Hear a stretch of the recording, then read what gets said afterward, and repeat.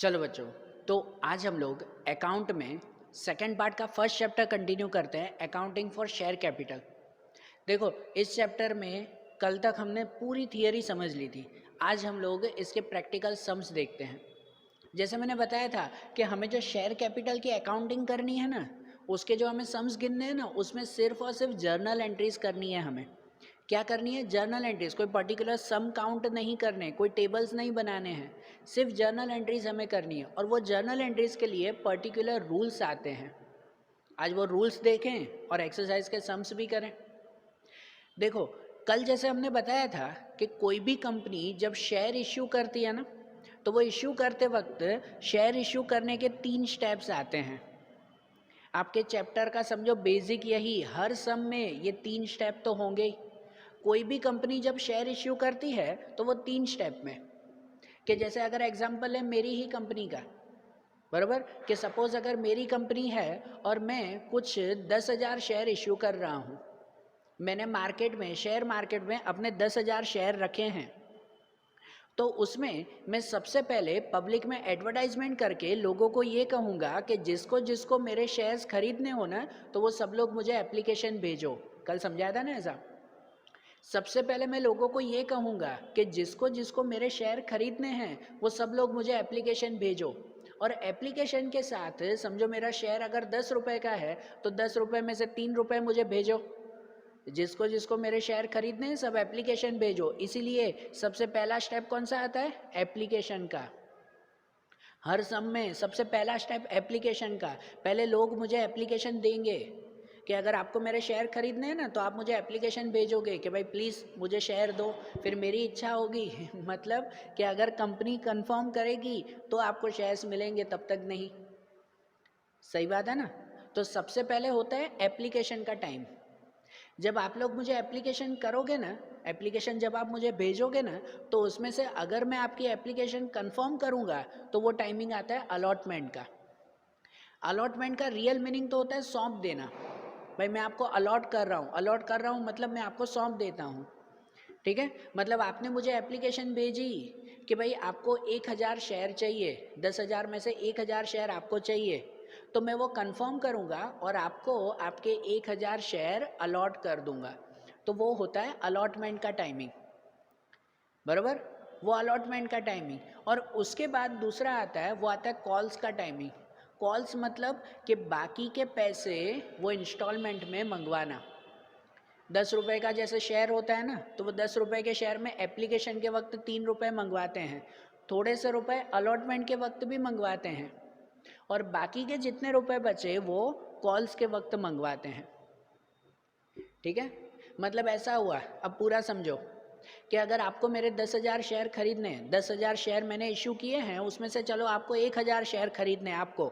ठीक है, एक चीज़ समझना कि आपको अगर मेरे 1,000 शेयर खरीदने हैं तो आप सबसे पहले मुझे एप्लीकेशन भेजोगे, और एप्लीकेशन के साथ 10 रुपये में से 3 रुपये भेजोगे। एक शेयर के 3 रुपये, तो आपको अगर मेरे 1,000 शेयर खरीदने हैं ना, तो आप मुझे कितने रुपए भेजोगे? 3,000 रुपये एप्लीकेशन के वक्त। आप मुझे रिक्वेस्ट करोगे कि प्लीज़ मुझे 1,000 शेयर दे दो 3 रुपये के हिसाब से। तो मैं अगर कंफर्म करूँगा, मैं कंफर्म करूँगा तो वो कंफर्मेशन मैं आपको दूंगा। फिर मैं आपको शेयर अलॉट करूँगा और कहूँगा कि ठीक है, मैं आपको आपके 1,000 शेयर दूंगा। अब उसके बाद आपने जो पहले मुझे 3 रुपये दिए ना एप्लीकेशन के वक्त, अब 3 रुपये और भी दो मुझे, बरोबर ना, कि 3 रुपये और भी दो, कि भाई शेयर कंफर्म तो हो गए कि आपको आपके 1,000 शेयर मिल जाएंगे, तो अब फिर से मुझे 3 रुपये दे दो। बराबर, पहले एप्लीकेशन के वक्त 3 रुपये मंगवाए, फिर जब कंफर्म करते हैं ना, कंफर्म करना मतलब क्या कि आपको आपका शेयर मिल जाता है। शेयर क्या होता है? और कुछ भी नहीं, खाली एक सर्टिफिकेट। जब मैं आपको आपका सर्टिफिकेट दे दूंगा ना, तब उस वक्त आपसे फिर से थोड़े से रुपए मांगूंगा। 10 रुपये में से 3 रुपये पहले मैंने मांग लिए थे एप्लीकेशन के वक्त, दूसरे 3 रुपये मैंने अलॉटमेंट के वक्त मांग लिए कि ये लो भाई आपके 1,000 शेयर के सर्टिफिकेट, और लाओ उसके 3 रुपये और भी मेरे, बराबर। तो वो अलॉटमेंट के वक्त भी 3 रुपये मंगवाएंगे, और बाकी जितने बचे ना, 10 रुपये का शेयर है उसमें से 3 रुपये एप्लीकेशन में मंगवा दिए, 3 रुपये अलॉटमेंट में मंगवा दिए, बाकी के कितने बचे? बाकी बचे 4 रुपये, तो वो 4 रुपये कॉल्स में मंगवाएंगे। ठीक है। बाकी के 4 रुपये वो आखिरी इंस्टॉलमेंट में मंगवाएंगे। एक आध महीने बाद कंपनी, मतलब अगर मेरी कंपनी होगी तो मैं फिर से आपको फ़ोन करके मैसेज करके बोलूँगा कि चलो भाई आपके कॉल का टाइमिंग हो चुका है, अब जो बाकी के 4 रुपये थे ना वो 4 रुपये भी मुझे दे दो। सिर्फ 4 रुपये नहीं, 1000 शेयर के 4 रुपये मतलब कितने, 4000 रुपये मुझे अब दे दो बाकी के। सही बात है। तो अकाउंटिंग में हमेशा ये 3 स्टेप आते हैं, पहले एप्लीकेशन, फिर अलॉटमेंट, फिर कॉल्स। और इन तीनों में फिक्स जर्नल एंट्रीज आती है। फिक्स जर्नल एंट्रीज जो मैंने यहाँ पे लिखी हुई है, ये जर्नल एंट्रीज के फिक्स रूल्स कि जैसे अगर एप्लीकेशन का टाइमिंग है तो एप्लीकेशन के वक्त हमेशा ये 3 एंट्रीज करते हैं, अलॉटमेंट में ये 2 एंट्री और कॉल्स में ये 2 एंट्री। ये फिक्स एंट्रीज आती है जर्नल एंट्रीज में। ठीक है। अब समझो कि सबसे पहले एप्लीकेशन का टाइमिंग, कि जैसे आप लोग मुझे एप्लीकेशन भेजोगे ना, तो एप्लीकेशन भेजोगे तो एप्लीकेशन के साथ आप लोग मुझे पैसे भी भेजोगे कि जैसे 10 में से 3 रुपये। तो इसलिए एप्लीकेशन के वक्त सबसे पहली एंट्री होती है मनी रिसीव्ड की। ये मैंने टॉपिक लिखा है, हाँ, मनी रिसीव्ड की एंट्री, कि भाई पैसे मिलेंगे, आप लोग मुझे एप्लीकेशन दोगे तो मुझे पैसे मिलेंगे वो, बराबर। तो मनी रिसीव्ड की एंट्री कैसे होगी कि bank account debit to share application account. क्या एंट्री होगी, बैंक अकाउंट डेबिट, पैसे मिलेंगे ना, कंपनी को पैसे मिलेंगे ना।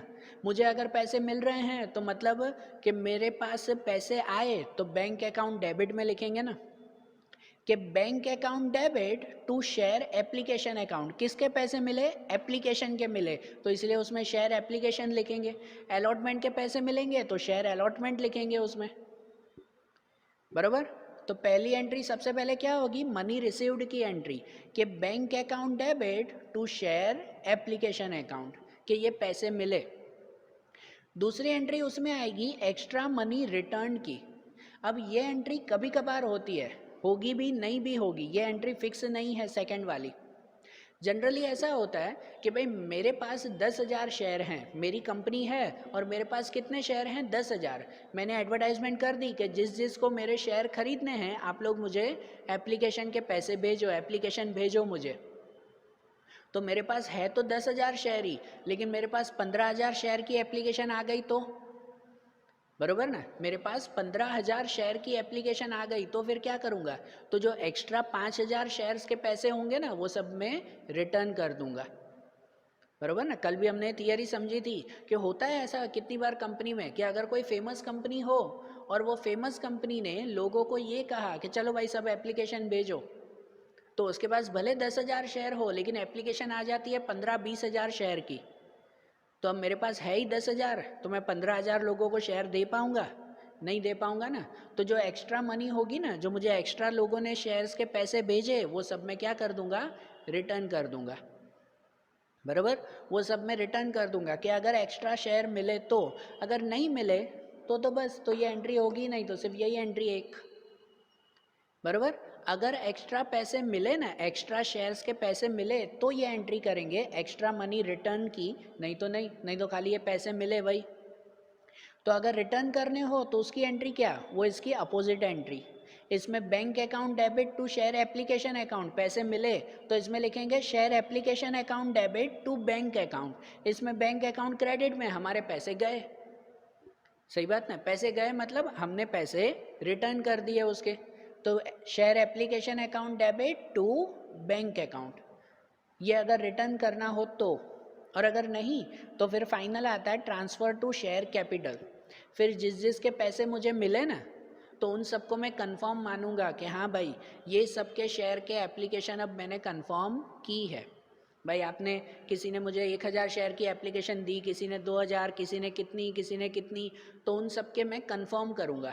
कंफर्म करने का मतलब क्या, कि उसको कैपिटल में ट्रांसफ़र कर दूँगा कि हाँ अब ये मेरे पैसे हुए। कल भी मैंने थियरी में बताया था कि ये जो शेयर एप्लीकेशन होता है, मतलब जो शेयर कैपिटल होता है ना, शेयर के जो पैसे होते हैं वो मुझे रिटर्न करने होते नहीं हैं। ये ऑनर फंड कहलाता है। जब मैं कंपनी बंद करूँगा ना तो उसके बाद उनको पैसे वापस करूँगा, तब तक पैसे वापस नहीं करूँगा। तो जो भी एप्लीकेशन के पैसे मुझे मिले ना, मनी रिसीव्ड, अब उसको मैं शेयर कैपिटल में ट्रांसफ़र कर दूंगा कि हाँ अब ये मेरे पक्के पैसे हो गए, अब ये मुझे रिटर्न नहीं करने हैं। तो इसलिए उसे अगर शेयर कैपिटल में ट्रांसफ़र करना हो तो क्या एंट्री करते हैं, share application account debit to share capital account. क्या लिखते हैं, share application account debit to share capital account, ये ट्रांसफ़र टू शेयर कैपिटल। बराबर। तो देखो जब भी एप्लीकेशन का वक्त हो ना, तो एप्लीकेशन के वक्त हमेशा ये 3 एंट्री करते हैं। सेकंड वाली एंट्री कंपलसरी नहीं है, डिपेंड कि अगर सब में आता हो तो, नहीं तो ये नहीं करेंगे। तो हमेशा ये 3 एंट्री ही आएगी एप्लीकेशन के वक्त, जितने भी सम करोगे सब में यही एंट्रीज होगी। पहले पैसे मिले तो bank account to share application account, फिर अगर एक्स्ट्रा पैसे रिटर्न किए तो शेयर एप्लीकेशन टू बैंक, और फिर शेयर कैपिटल में ट्रांसफ़र किया कि share application to share capital. ये एप्लीकेशन की 3 एंट्री हो गई फिक्स, इसे लिख लेना अच्छी तरह से। उसके बाद आता है अलॉटमेंट का टाइम। एप्लीकेशन का वक्त हो गया तो अब अलॉटमेंट में, अब अलॉटमेंट के वक्त अब कोई एप्लीकेशन देगा नहीं। अब कंफर्म है कि जैसे अगर आपने मेरे 1000 शेयर के लिए एप्लीकेशन दी है तो मैं आपको अलॉट करूँगा। अलॉट करूँगा मतलब मैं आपको सर्टिफिकेट दे दूँगा कि ये रहे आपके शेयर्स, और आपसे थोड़े पैसे फिर से मंगवाऊँगा ना। कि एप्लीकेशन के वक्त अगर 3 रुपये दिए हैं तो अलॉटमेंट के वक्त मैं फिर से बोलूँगा कि लो भाई आपके शेयर अब 3 रुपये और भी दो मुझे। बराबर। तो अलॉटमेंट के वक्त ये 2 एंट्रीज आती है। सबसे पहले मनी कॉल्ड। मनी कॉल्ड मतलब मैं आपसे पैसे मंगवाऊंगा कि लाओ भाई 3 रुपये लाओ मेरे शेयर्स के। बराबर। तो जब पैसे मंगवाते हैं ना मनी कॉल्ड, तो उसकी एंट्री क्या आती है, share allotment account debit to share capital account. ये share allotment account debit, allotment के पैसे मंगवा रहे हैं इसलिए अलॉटमेंट में। बराबर। पहले मनी कॉल्ड, इसमें तो एप्लीकेशन के तो पहले ही मनी रिसीव्ड ना, पहले ही एप्लीकेशन मिल जाती है, जबकि इसमें मुझे बोलना पड़ता है। जनरली जब एप्लीकेशन होती है ना उसके 1-2 हफ्ते बाद या 1 आध महीने बाद फिर मैं आपको बोलूँगा कि चलो अब दूसरी इंस्टॉलमेंट मतलब कि अलॉटमेंट के पैसे अब मुझे लाओ। पहले 3 रुपये दिए थे एप्लीकेशन में, अब 3 रुपये और भी लाओ। तब उस वक्त मनी कॉल्ड कहा जाता है कि अब मैं पैसे आपको मंगवा रहा हूँ, आपसे मांग रहा हूँ पैसे। तब उस वक्त एंट्री होती है share allotment account debit to share capital account. बराबर। Share allotment to share capital, पहले पैसे मंगवाए, और दूसरी एंट्री करते हैं मनी रिसीव्ड। मैंने आपसे पैसे मंगवाए तो आप सब मुझे पैसे दे दोगे ना, तो आप जो मुझे पैसे दोगे तो उसकी एंट्री करेंगे मनी रिसीव्ड कि bank account debit to share allotment account, पैसे मिलेंगे ना मुझे, तो इसलिए bank account debit to share allotment account. Allotment के वक्त हमेशा ये 2 एंट्री होगी, फिक्स 2 एंट्रीज याद रख लेना। और उसके बाद कॉल्स की एंट्री कि अब बाकी के जो पैसे होंगे कि 10 रुपये में से मैंने एप्लीकेशन में 3 रुपये मंगवाए, अलॉटमेंट में 3 रुपये मंगवाए, बाकी बचे 4 रुपये। तो वो 4 रुपये में 10-15 दिन रख के, 1 महीना रख के फिर से आपको बोलूँगा कि चलो भाई आपके जो 4 रुपये बाकी है ना वो सब भी मुझे वापस लाओ, वो सब भी मुझे दो। तब उस वक्त वो कॉल्स की एंट्री। कॉल्स की एंट्री भी सेम जो अलॉटमेंट में की वही एंट्री यहाँ पे करते हैं, खाली अलॉटमेंट की जगह पे क्या लिखते हैं, कॉल लिख देते हैं। बराबर। तो इसमें भी कॉल्स में भी पहले मनी कॉल्ड, पहले मैं पैसे आपसे मंगवाऊंगा तो उसकी एंट्री होगी शेयर, ये डैश मैंने लिखा है ना, वो डैश मतलब होता है first call, second call, third call, final call, जो आपके क्वेश्चन में लिखा हो वैसा। ठीक है ना। कितनी बार 2 इंस्टॉलमेंट में मंगवाते हैं तो फर्स्ट कॉल का अलग, सेकंड कॉल का अलग। फर्स्ट कॉल में सेम 2 एंट्री, सेकंड कॉल में सेम 2 एंट्री। ठीक है। या कोई खाली फाइनल कॉल लिखा हुआ होता है तो खाली फाइनल कॉल, ये डैश किया वो जो आपके क्वेश्चन में लिखा हुआ हो वैसा कॉल। ओके। तो देखो पहले मनी कॉल्ड, पहले पैसे मंगवाएंगे कि शेयर फर्स्ट कॉल या final call account debit to share capital account. देखो यही एंट्री है मनी कॉल्ड की, इसमें शेयर अलॉटमेंट लिखते थे क्योंकि अलॉटमेंट का टाइमिंग था, इसमें शेयर फर्स्ट कॉल लिखेंगे क्योंकि कॉल्स का टाइमिंग है। और दूसरा मनी रिसीव्ड जो इसमें था वही कि मनी रिसीव्ड कि bank account debit to share first call, या जो भी इसमें लिखा हुआ हो वो, इसमें भी ऐसा ही था ना, bank account debit to share allotment, ये अलॉटमेंट के पैसे मिले तो वैसे ही यहाँ पर भी कि ये फर्स्ट कॉल के पैसे मिले मुझे, bank account debit to share first call, बराबर। तो देखो हर सम में पहले इतनी एंट्रीज, ये 3 स्टेप फिक्स आएंगे, उसके बाद थोड़े थोड़े चेंजेस होंगे। हाँ, थोड़े थोड़े चेंजेस आएंगे, नए नए चेंजेस, हर सम में एक एक चेंज होगा जो हम लोग एक एक सम में देखते जाएंगे। लेकिन ये चीज़ें किसी में भी चेंज नहीं होगी, ये चीज़ें सब में आएगी। इसके अलावा दूसरे चेंजेस होते जाएंगे, नई नई चीज़ें ऐड होती जाएगी इसके अंदर, लेकिन ये वो आपके चैप्टर का बेस हुआ। हर सम में application allotment call, application allotment call, ये तो होता ही रहेगा। एप्लीकेशन में ये एंट्रीज, अलॉटमेंट में ये एंट्री, कॉल में ये एंट्री, उसके बाद इनके अंदर थोड़े थोड़े ऐड वो और होते जाएंगे, ठीक है ना। अमाउंट में फ़र्क आएगा। कितनी बार ऐसे होता है कि मनी कॉल्ड, कि मैंने आपसे मांगे 3 रुपये, लाओ भाई बाकी क्या है, अलॉटमेंट के वक्त, और आपने मुझे 2 ही रुपये दिए, तो फिर मैं आपको घर पे आके मारने थोड़ी बैठूंगा, बरोबर ना। तो उसकी थोड़ी अलग एंट्री करनी पड़ेगी, उस वक्त सिचुएशन बदलती है खाली, बरोबर। कितनी बार मैंने आपसे मांगे 3 रुपये और आपने मुझे पूरे ही दे दिए कि भाई पहले 3 रुपये बाकी के, 7 रुपये बाकी थे ना, लो भाई 7 रुपये, दूसरी बार मांगना मत। कि मैंने आपसे मांगे थे 3 ही रुपये, आपने पूरे 7 रुपये दे दिए कि लो भाई कॉल्स के पैसे भी पहले ही ले लो, कि दूसरी बार मत मांगना। तो उसकी फिर थोड़ी सी सिचुएशन चेंज होगी ना, बरोबर ना। तो ऐसी अलग अलग सिचुएशंस आएगी। बाकी एंट्रीज ये फिक्स सब में, ये एंट्रीज अब कहीं नहीं बदलने वाली है। तो इसलिए सबसे पहले ये रूल्स लिख लो, माइंड में अच्छी तरह से बिठा लो, क्योंकि आपके फाइनल एग्ज़ाम में ये चैप्टर में से 8 मार्क का सम आता है। 8 मार्क की जर्नल एंट्रीज करनी है। उस 8 मार्क में से इतनी जर्नल एंट्रीज कर दो ना, तो आपके 3 मार्क तो पक्के होते हैं। बाकी के अलग अलग सिचुएशन आएगी, उसके अलग मार्क, 3-4 मार्क तो आपके इनकी एंट्रीज़ के फिक्स होते हैं। बाकी की एंट्रीज़ के फिर अलग मार्क आएंगे, जो आप एक एक स्टेप आप लोग सीखते जाओगे।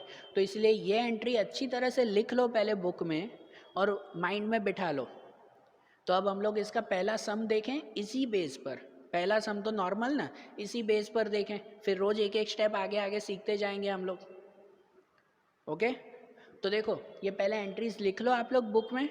फिर फाइनल एक्सरसाइज में क्वेश्चन नंबर 5, फाइनल एक्सरसाइज का क्वेश्चन नंबर 5 टेक्स्ट बुक रखो साथ में, कि उसमें क्वेश्चन नंबर 5 निकालो कि उनमें जर्नल एंट्रीज करते हैं हम लोग। ओके, मैं इसी में ही लिखूंगा क्योंकि जर्नल एंट्रीज यही है, खाली मैं अमाउंट लिखूंगा। आप लोग अच्छी तरह से जर्नल एंट्री का वो फॉर्मेट बनाते हैं ना, जैसे 11th स्टैंडर्ड में भी बनाते थे। जर्नल एंट्री का फॉर्मेट बनता है, याद है ना, कि date, particular, LF, debit, credit. तो वैसा फॉर्मेट बना के सब जर्नल एंट्रीज लिखना। और ये टॉपिक आपको नहीं लिखने, money received, extra money return, ये तो नोट्स में लिखवा है। जब सम में जर्नल एंट्री करो तो ये मत लिखना मनी रिसीव्ड, खाली जर्नल एंट्री लिखना, बराबर। तो देखो टेक्स्ट बुक में फाइनल एक्सरसाइज का क्वेश्चन नंबर 5, देखो उसमें क्या लिखा हुआ है कि वैद्य limited of Nadiad company issue 7,50,000 equity shares of ₹10 each and the amount thereon was payable as under 3 rupees per share on application, 4 rupees per share on allotment, 3 rupees per share on first and final call। देखा कि देखो Nadiad limited, sorry वैद्य limited Nadiad की company है कि जिसके पास 7,50,000 shares हैं। इतने share उन्होंने इश्यू किए हैं। जैसे मैं एग्जांपल पहले दे रहा था ना कि मैं 10,000 शेयर इश्यू किया, ठीक है। तो इस कंपनी ने कितने शेयर इश्यू किए हैं, 7,50,000 शेयर्स, 10 रुपये के हिसाब से। और वो 10 रुपये उसने कैसे मंगवाए, तो लिखा हुआ है कि एप्लीकेशन के वक्त तो उसने 3 रुपये मांगे लोगों से, बराबर। एप्लीकेशन के वक्त 3 रुपये, अलॉटमेंट के वक्त दूसरे 4 रुपये, और कॉल के वक्त दूसरे 3 रुपये। ऐसे 10 रुपये उसने लोगों से मंगवाए ना, बराबर ना। और आगे क्या लिखा हुआ है कि company received application of 7,50,000 share and all the applicants were allotted shares. मतलब जो एप्लीकेशन मिली ना वो 7,50,000 पूरी एप्लीकेशन मिली, कोई एक्स्ट्रा नहीं। इसमें कैसा था कि अगर एक्स्ट्रा एप्लीकेशन मिलती है तो उसे रिटर्न करते हैं, लेकिन एक्स्ट्रा नहीं मिली इसमें, तो ये सब में ये एंट्री नहीं करेंगे। एक्स्ट्रा नहीं मिला, पूरे मिले हैं, और सबको उसके उसके शेयर अलॉट भी कर दिए।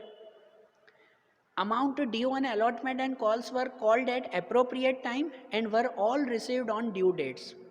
कि जो अलॉटमेंट और कॉल के जो पैसे थे ना वो सही टाइम पे सबसे मांगे हमने और सबने टाइम टू टाइम पैसे दे भी दिए।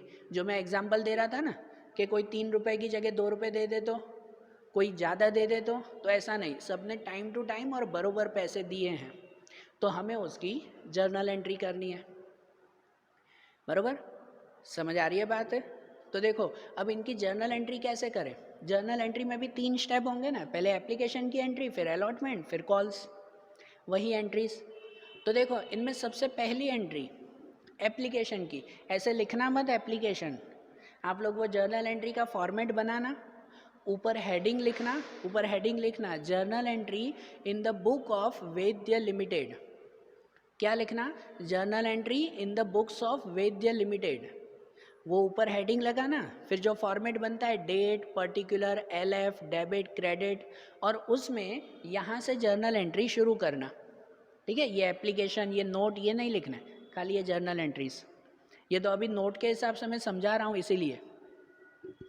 तो सबसे पहले एप्लीकेशन की एंट्री करते हैं, और एप्लीकेशन में पहली एंट्री किसकी आती है? मनी रिसीव्ड, पहले पैसे मिले मुझे।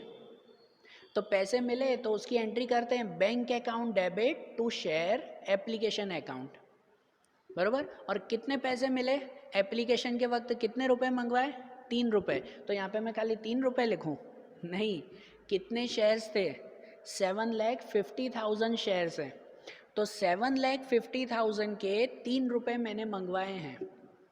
बरोबर, मेरे पास 7,50,000 शेयर्स हैं और सबके मैंने 3-3 रुपए मंगवाए, तो टोटल मेरे पास कितने रुपए आ गए? मनी रिसीव्ड टोटल कितने रुपए मुझे मिलेंगे? तो टोटल मिलेंगे मुझे 22,50,000 रुपीज़।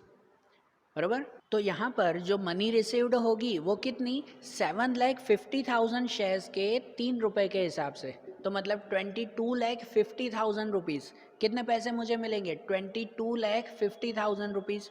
हाँ, अब यहाँ पे अमाउंट लाखों में होगी, क्योंकि अब आप छोटा बिजनेस नहीं कर रहे हो, कंपनी का बिजनेस कर रहे हो। सही बात क्या नहीं? ये पार्टनरशिप नहीं चल रही है, कंपनी चल रही है, यहाँ पे बात ही लाखों करोड़ों में होगी, हजारों में नहीं कोई। सही बात है। तो यहाँ अमाउंट ही सब ऐसी आएगी आपकी, ध्यान रखना। तो सबसे पहले आपको एप्लीकेशन के रुपए मिले। कितने रुपए मिले?